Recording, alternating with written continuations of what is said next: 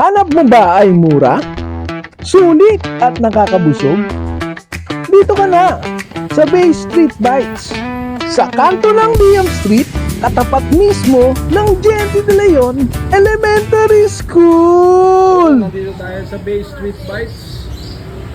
Meron daw silang bagong product. At ito ang kanilang bagong product. Boss, explain naman ang bagong product, boss. Tapos meron tayong binibento dito sa Bay Street Bites at iba pa.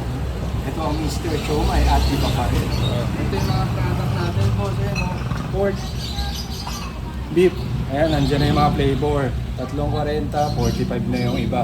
So, ikaw yan ang pumili, boss. Bagong luto yan, nag-iinit pa. Pakita mo naman sa akin yung mga siomai mo, boss. Ayan, dumplings mo. Meron silang gyoza at shark's fin. Ano best seller mo dyan, boss? Best seller ngayon, pork, tsaka yung gyoza. Tapos yung chicken rin. Dito lang tayo sa Bay Street Bites. Ito ang kanilang price. Powered by Mr. Siomai.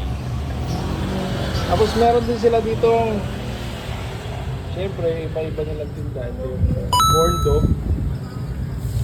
Ito ang bagong product din nila to.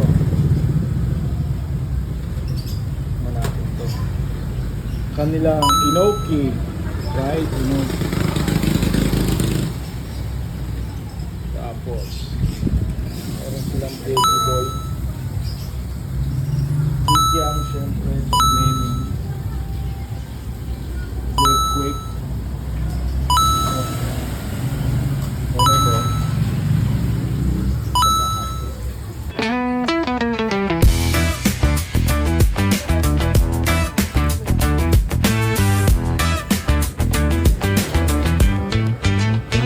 Tara na sa Bay Street Bites, the ultimate craving solver.